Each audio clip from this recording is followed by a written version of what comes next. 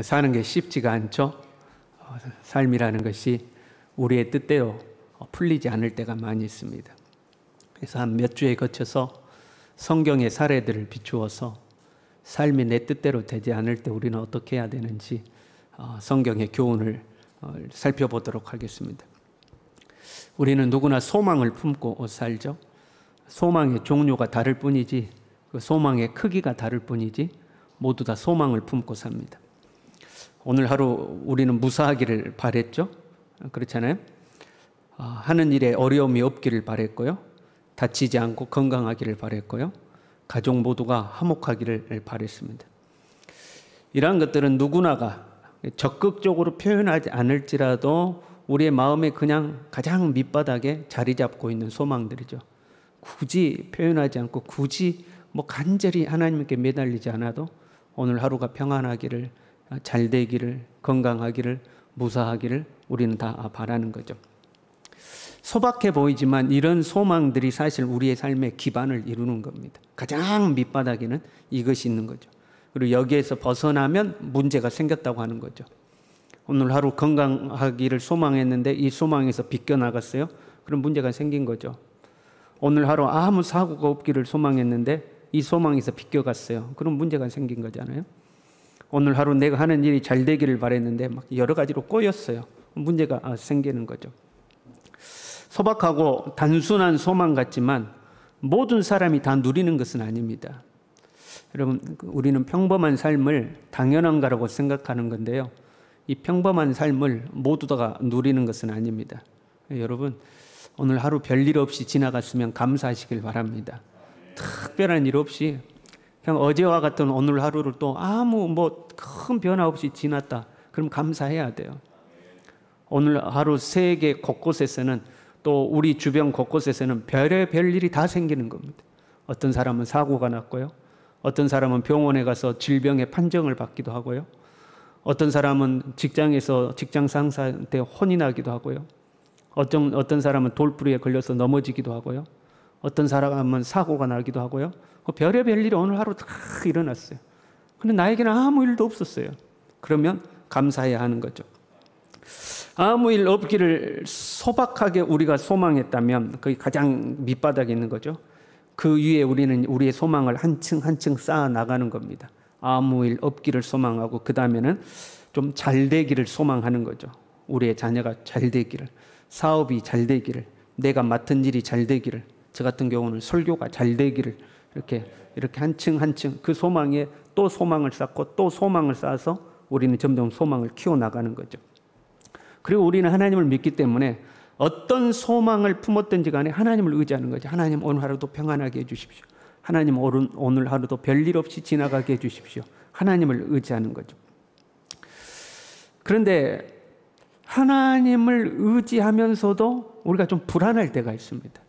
한편으로는 하나님을 의지하지만 한편으로는 좀 불안할 때가 있어요. 왜요? 가만 보면 하나님께서 모든 일을 도와주시는 것은 아니에요. 하나님은 하나님의 뜻에 합당해야지만 우리를 도와주시죠. 우리가 곁길로 가는데 우리를 도와주시는 게 아니에요. 하나님의 뜻에 합당해야지만 하나님 우리를 도와주세요. 그러니까 내가 하나님 뜻대로 가고 있나 하는 이제 불안감이 존재할 수 있죠.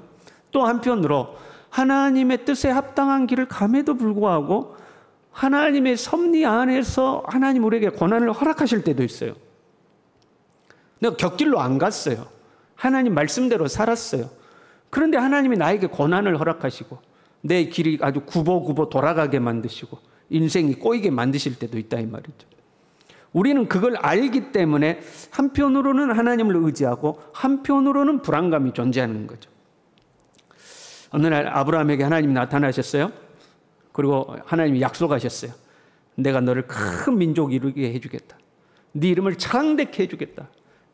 너 자신을 복덩어리가 되게 해주겠다. 천하 만민이 너로 말미암아 복받게 해주겠다. 하나님이 약속하셨어요. 망설일 이유가 없죠. 여러분 그렇잖아요. 우리가 선택하는 데 있어서 불안한 것은 이게 하나님의 뜻에 맞나 맞지 않나 이걸 몰라서 불안한 거거든요. 그런데 하나님이 직접 오셔서 직접 명령하신 거잖아요. 이거는 하나님의 뜻이 100% 확실하잖아요. 주저할 이유가 없습니다. 하나님이 주신 그 약속을 붙들고 큰 꿈을 안고 이제 길을 떠난 거예요. 그러나 그 길이 결코 순탄한 길이 아니었습니다. 10년이라는 세월이 지났는데 아무것도 이루어진 것이 없어요. 큰 민족은 고사하고 아들 하나 아직 얻지 못했습니다. 아브라함이 고심이 깊었지 않겠습니까? 우리가 불안해하던, 하나님을 의지하지만 한편으로 가지고 있는 그 불안감이 현실이 된 거죠.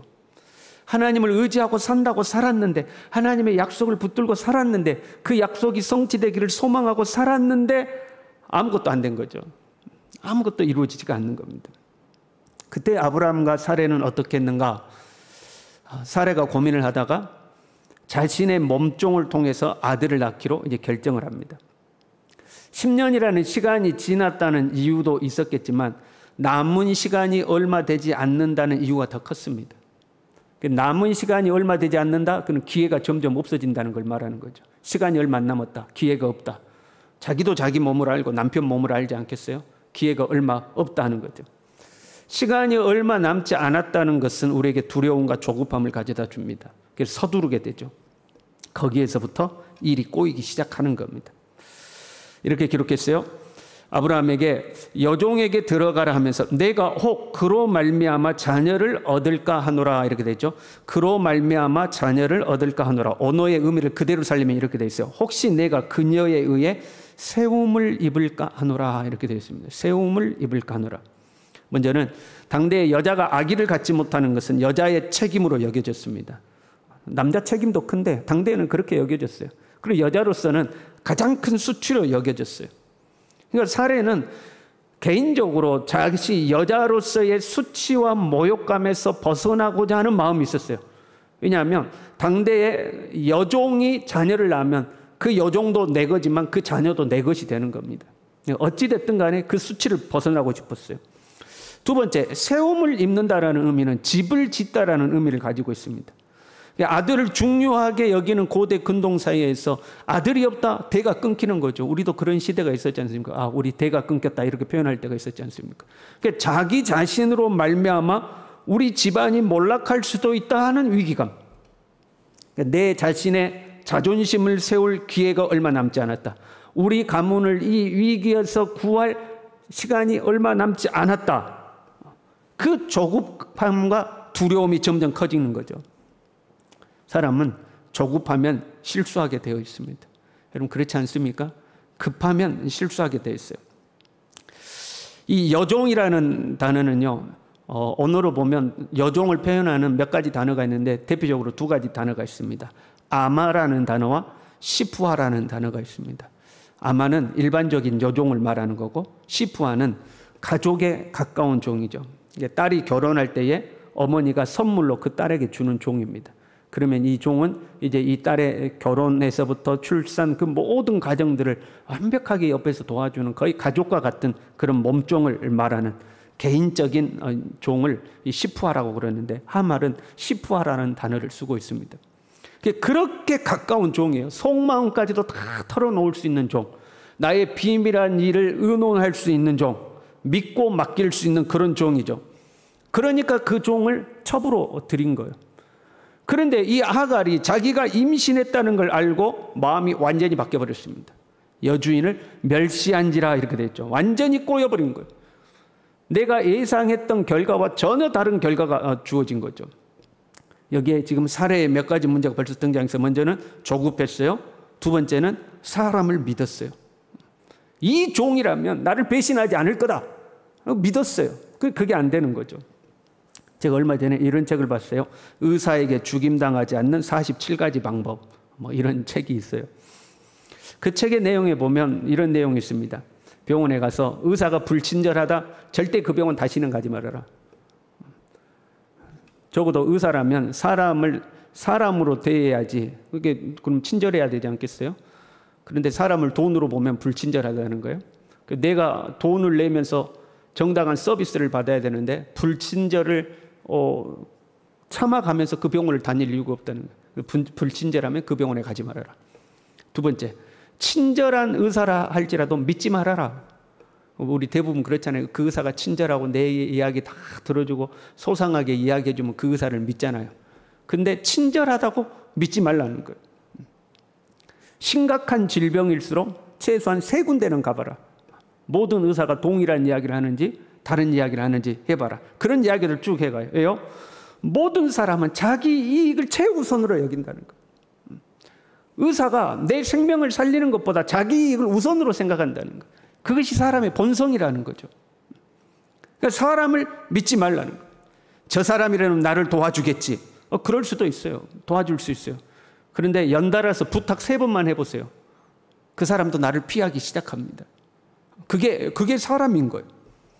결정적인 순간에 나를 도와줄 거라고 생각했는데 그 사람이 나를 안 도와줄 수도 있어요.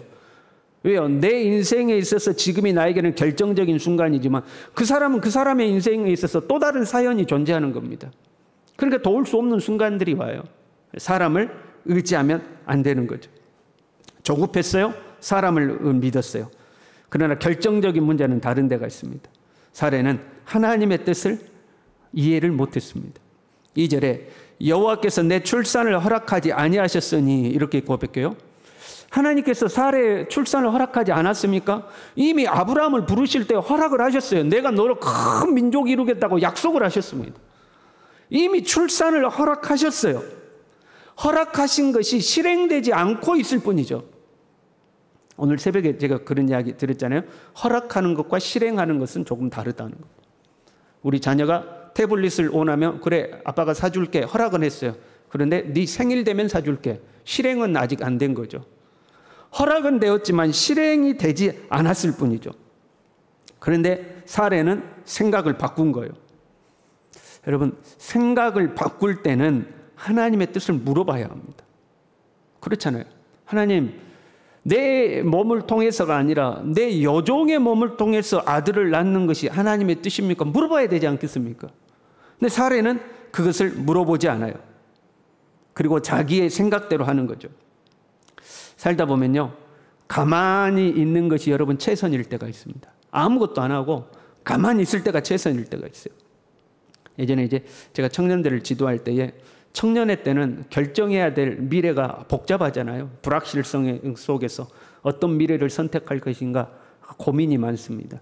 그러면 함께 기도하면서 하나님의 인도를 구하거든요. 그 하나님의 인도를 구하면서 하나님의 인도를 분별하는 몇 가지 원칙들이 있는데 그 중에 하나가 이겁니다. 특별한 하나님의 인도가 없으면 방향을 바꾸면 안 된다는 거죠. 내가 지금까지 하나님의 인도 속에 살았어요. 그래서 지금 이 길을 가고 있어요. 그런데 이 길에서 방향을 틀려면 하나님의 인도가 또 있어야 되는 거죠. 근데 하나님의 인도가 없으면 방향을 틀면 안 되는 겁니다. 하나님의 인도가 올 때까지는 그 길을 그대로 가야 되는 거죠. 아무것도 하지 않고 있어야 되는 거죠. 그런데 사례는 하나님의 뜻을 묻지도 않고 자기 생각대로 방향을 바꾸는 거죠. 정리해 볼까요? 아브라함에게 하갈을 주기 전까지는 보세요. 문제가 존재한 거죠. 아직 왜? 하나님이 약속하셨던 것이 내 삶에 실행되지 않았으니까 아무 일도 일어나지 않은 거죠. 아들을 원했으나 임신하지 못하는 일이 현재 내 삶에 존재해요. 아무 일도 일어나지 않는 문제가 존재하는 거죠. 나도 좋은 집 있으면 좋겠다. 그런데 좋은 집이 안 생겼어요. 오늘 좋은 일 생겼으면 좋겠다. 그런데 좋은 일이 안 생겼어요. 하나님이 나에게 특별한 복을 주시면 좋겠다. 그런 특별한 복이 안 왔어요. 아무것도 안 생긴 거예요. 그런데 하갈을 취하면서부터는 문제가 생기는 거예요. 좋은 집은커녕 있던 집도 잃어버리게 생겼어요. 좋은 일은커녕 그나마 있던 평안도 잃어버리게 생겼어요. 그렇잖아요. 하갈을 취하지 않았으면 아들 못 낳는 것으로 끝나는 문제예요. 그런데 하갈을 취하면서부터 일이 꼬입니다. 인간관계가 꼬입니다. 신뢰가 서로 무너집니다. 가정의 평화가 무너집니다. 없던 일이 생겨나기 시작한 거죠. 거기다가 사례는 자기의 지위를 잃어버리죠. 여주인을 멸시했다 이렇게 되어 있는데요. 여주인이라는 단어의 뜻은 강하다, 무겁다 그런 말입니다. 여주인의 뜻은 강하다, 무겁다. 근데 멸시했다, 멸시는 가볍게 여기다 그 말이에요. 무겁게 대우를 받아야 될 사례가 가벼운 존재로 대우를 받아야 버린 거예요. 사례가 자신의 지위와 권위를 잃어버린 것을 말하는 거죠. 우리가 살면서 물어보잖아요. 우리 옆 사람에게 한번 물어보십시오. 요즘 어떻게 지내십니까? 물어보세요. 요즘 어떻게 지내십니까?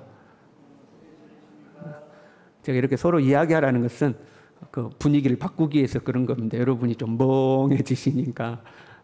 요즘 어떻게 지내십니까? 물어보면 어떻게 해요? 별일 없습니다. 별일 없습니다. 하시는 일은 좀 어땠습니까? 생각만큼 잘 되지는 않네요. 여러분 이렇게 대답하는 거고요. 요즘 어떻게 지내십니까? 죽겠습니다. 아주 그냥 뭔 사고가 끊임이 없습니다. 이거하고는 천지 차이 아닙니까? 그렇죠? 아브라함이 하갈을 취하기 전에는 요즘 어떻게 지내십니까? 별일 없습니다. 근데 애가 안 생기네요. 이 정도에서 끝나는 거죠. 근데 하갈을 취하면서부터는 요즘 어떻게 지내십니까? 이거 골치 아파 죽었습니다. 그냥 마누라는 바가지를 긁지. 하갈은 하갈대로 신경질을 부리지. 아이고 요즘 죽겠습니다. 완전히 다른 겁니다. 아무것도 안 하고 있었으면 그나마 그냥 별일 없이 지냅니다가 되는 건데 자기의 생각대로 하면서부터 문제가 생기는 거죠. 아브라함과 사레는 기다리지 못했어요. 잘못된 선택을 하는 거죠. 삶이 꼬였습니다. 뜻했던 것과는 전혀 다른 결과들이 자기의 삶에 찾아온 거예요. 이때 이제 이 문제를 어떻게 풀어가느냐 하는 거죠. 이 문제를 어떻게 풀어가느냐. 하갈이 사레를 무시하기 시작합니다.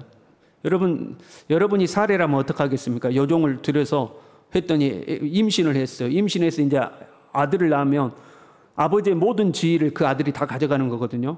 그러면 덩달아서 엄마도 지위가 올라갈 거 아닙니까? 우리가 그 사극 같은 데 보면 후궁이 아들을 낳아가지고 뭐 이런 거 있잖아요. 근데 이것과 비슷한 상황이 된 거예요. 그래서 하갈이 은매 기사라가 되고 사레는 은매 기주거가 되어 있는 상태 아닙니까? 여러분 사레라면 어떡하겠어요? 하갈이 임신해갖고 여러분을 갈고요. 무시하고 하갈아 물 떠와 그랬더니 너는 손이 없냐? 그러면서 여러분을 무시해요. 어떡하시겠습니까? 그래도 저것이 아들 낳으면 내가 이 집에서 밥이라도 얻어먹으려면 분위기 잘 맞춰서 비위를 잘 맞춰야지. 비위를 맞추고 산다. 아니면 머리카락을 잡아당긴다. 여러분 어떡하시겠습니까? 사레는 비록 하갈이 아기를 가지고 집안의 모든 것을 물려받을 수 있는 기회를 잡았음에도 불구하고 자신의 권위를 잃지 않습니다. 보세요. 우리가 실수를 했다거나 삶이 잘못되었다거나 그러면 우리는 위축되기가 십상입니다. 그렇잖아요. 많은 사람들이 자기의 삶이 편안하지만 않아도 기가 죽습니다. 내가 가난하다거나 병이 들었다거나 어떤 문제가 내 삶에 많이 생겼다거나 그럼 사람들 앞에 나서는 것을 두려워하죠. 그걸 피합니다. 왠지 뭔가 내가 떳떳하지가 않은 것 같아요. 자존심이 상처를 받고 자존감이 결여돼 버리기 때문에 사람들 만나기가 싫어지는 거죠. 하나님을 믿는 우리에게는 이런 자존심도 중요하고 자존감도 중요하지만 더 중요한 것이 있어요. 그것이 영적인 권위라는 겁니다. 나는 하나님의 자녀다. 나는 하나님의 사람이다 하는 이 영적 권위죠. 이런 하나님이 나와 함께 하신다라는 믿음에서부터 나오는 자신감, 이걸 영적 권위라고 하는데 이걸 잃어버리면 안 되는 겁니다. 삶이란 우리 뜻대로 안 될 수가 있습니다. 하나님께서 우리를 빙빙 돌아가게 만드실 수도 있어요. 내가 실수해서 고생길을 갈 수도 있어요. 그럼에도 불구하고 우리는 영적 권위를 잃어버려서는 안 됩니다. 내 삶의 환경이 어떠하든지 간에 그래도 나는 하나님의 자녀요. 하나님이 나와 함께 하시고 하나님이 나를 도우신다는 확실한 믿음을 가져야 하는 겁니다. 영적으로 위축되면 안 되는 것. 사례는 인간적으로 분노하는 겁니다. 인간적으로 신경질 내는 것이 맞아요. 그러나 우리는 거룩한 분노를 가질 수 있어야 돼요. 내가 하나님의 자녀인데 말이야. 이런 일에 기가 죽었어야 되겠는가? 내가 하나님의 사람인데 이런 일에 자존감이 결여되어 있어야 되겠는가? 어떤 문제가 내게 온다 할지라도 이 영적 자존감을 잃어버리면 안 되는 거예요. 나는 하나님의 자녀다. 하나님이 나와 함께 하신다. 하나님이 나를 도우실 것이라는 이 영적 권위를 상실해서는 안 되는 거예요. 사례는 하갈이 나를 갈구고 있는데도 거기에 기가 죽지 않습니다. 오히려 이 하갈을 향해서 이제 공격을 하는 거죠. 사례는 아브라함을 공략을 합니다. 아브라함이요, 사실 임신한 하갈의 손을 들어주면 그걸로 끝나는 겁니다. 그렇잖아요. 본처를 두고 야, 넌 애기도 못 낳잖아. 저리 가. 하갈이 애기 낳을 거야. 내 대를 이어야지. 너보다 하갈이 중요해. 그러면 끝나는 거 아닙니까? 그런데 그 아브라함을 공략하기 시작하는 거죠. 당신이 말이야 판단하라고. 하나님 앞에 무엇이 옳으냐? 당신이 판단해라 하고 사례가 아브라함에게 큰 소리를 칩니다. 아브라함은 질서를 아는 사람이었습니다. 비록 하갈이 임신을 했을지라도 사레가 주인임을 알고 있는 거예요. 이 질서가 중요한 거예요. 가정에 여러분 불화가 생기는 것은 질서가 틀어졌기 때문에 그렇습니다. 자기가 임신 좀 했다고 지금 질서를 무시하는 거죠. 자기가 좀 잘 나간다고 질서를 무시하는 거죠. 근데 아브라함은 그 질서의 중요성을 아는 거예요. 그 질서를 바로잡는 거죠. 여러분 질서에서 어긋나면 문제가 되는 거예요. 그렇지 않습니까? 교통 질서에서 어긋나면 사고가 나게 돼 있는 거예요. 질서 안에 있어야 안전한 거죠. 그래서 아브라함이 사레에게 야, 네 종 아니냐? 네 알아서 해라 하고 사레의 손을 들어줍니다. 그러니까 사레가 이 하갈을 엄청 이제 갈구는 거죠. 사레의 학대를 견디지 못하고 하갈이 도망가죠. 그 도망가다가 하나님의 천사를 만났는데 천사가 9절에 이렇게 이야기하죠. 네 여주인에게로 돌아가서 그 수하에 복종하라. 하나님도 사레의 손을 들어주는 거예요. 네가 옳으냐 이게 문제가 아니고 그것이 질서를 하는 거예요. 네 종이잖아. 이렇게 천사가 물어요. 사레의 여종 하갈아. 분명히 너는 여종이라는 거예요. 그러니까 네 주인에게 돌아가서 그 수하에 복종하라. 질서로 다시 돌아가라는 거죠. 여러분 삶이 자꾸 꼬이십니까? 질서에 어긋나지 않았는가 점검하셔야 돼요. 오늘날 우리 사회는 권위와 질서가 무너지는 사회입니다. 자녀는 부모에게 불순종합니다. 이 세상은 불순종을 자유라고 가르치죠. 불순종은 자유가 아니라 범죄인 겁니다. 부모와 자녀 사이에 질서가 있습니다. 남편과 아이 사이에도 질서가 있습니다. 어른과 아이 사이에 질서가 존재하죠. 직장에서는 상사와 부하 직원 간의 질서가 존재하는 거예요. 교회에도 영적 질서가 있는 거예요.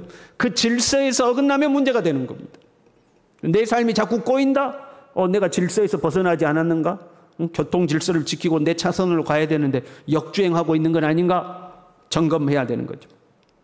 하갈이 사레의 핍박을 견디지 못하고 도망갈 때까지 아브라함은 침묵합니다. 못 본 채 하는 거예요. 나중에 이제 세월이 지나서요. 또 아브라함이 이삭을 낳고 나서 아브라함이 이삭의 젖을 뗄 때 또 나중에 문제가 되죠. 하갈과 이스마엘이 이삭을 희롱하잖아요. 그걸 보고 사라가 견디지를 못하고 참지 못하고 이 여종과 그 아들을 내쫓으라 그럽니다. 내쫓아라. 뭘라 집에 더 이상 들이고 있느냐. 내쫓으라 그러. 그 말에 아브라함이 근심이 되었어요. 근심하고 있을 때 하나님이 아브라함에게 이렇게 말씀하십니다. 네 아이나 네 여종으로 말미암아 근심하지 말고 사라가 네게 이른 말을 다 들으라. 사라 말대로 해라. 그래서 그 다음날 아침 일찍 일어나서 떡과 물 한 가죽 부대를 메워주고 집에서 내쫓아버립니다. 정말 냉정하죠? 정말 냉정하죠? 내쫓아버려요. 금을 준 것도 아니고 낙타 한 마리 준 것도 아니고 떡하고 물 한 가죽 부대만 줘가지고 내쫓아버립니다. 아브라함의 집의 문제는요, 하갈을 선택하면서부터 존재하는 거예요. 그냥 있었으면 별일 없이 지내는 것이에요. 그러나 하갈을 선택함으로 온갖 일이 생겨난 거죠. 그리고 그 문제를 바로잡기 위해서 하갈과 이스마엘을 내쫓아버리는 겁니다. 잘못된 선택을 여러분 하셨습니까? 그것 때문에 지금 삶이 꼬이고 있습니까? 그러면 잘못 선택한 모든 것을 다 내려놓아야 됩니다. 많은 사람들이 잘못되었다는 것을 알면서도 끝까지 고집할 때가 있습니다. 아브라함이 하갈과 이스마엘을 쫓아내지 않았으면 어떻게 되었을까요? 생각할 수 없는 문제들이 발생하지 않았겠습니까? 잘못 선택했다는 것을 알았다면, 그것 때문에 문제가 있다는 걸 알았다면 그걸 다 다 내려놔야 돼. 그래야 일이 풀리는 겁니다. 정리하겠습니다. 여러분의 삶에 문제가 생겼어요. 그 문제가 생겼을지라도 영적 권위를 잃지 않길 바랍니다. 영적 권위를 잃으면 안 돼요. 내가 아무리 어떤 상황에 놓였어도 권위를 잃으면 안 됩니다. 두 번째, 질서를 바로 세우십시오. 세 번째, 잘못된 선택을 포기하시길 바랍니다. 하갈은 이걸 못해서 결국 쫓겨나는 거예요. 하갈에게 영적 권위가 없잖아요. 자기는 종으로서의 지위를 지켜야 되고 그 질서 속에 순종해야 되고 자기가 여주인을 무시했던 선택을 포기해야 되는데 그걸 하지 않아요. 결국에는 쫓겨나는 겁니다. 아브라함의 집에 이 난리가 나는 동안 하나님은 침묵하고 계십니다. 그냥 지켜만 보고 계셔요. 그리고 13년이 지난 후에야 이미 시간이 지나버려서 더 이상은 기회가 없다고 생각하는 그때에 하나님이 아브라함에 다시 나타나십니다. 내가 모든 것을 다 내려놓으면 잃는 것 같지만 잃어버리는 것이 아니죠. 하나님은 하나님의 계획대로 우리의 삶을 이끌어 가실 겁니다. 그 하나님을 믿고 내려놔야 될 것들을 내려놓는 거죠. 저와 여러분이 이런 하나님의 은혜 속에 살 수 있기를 바랍니다. 기도하겠습니다.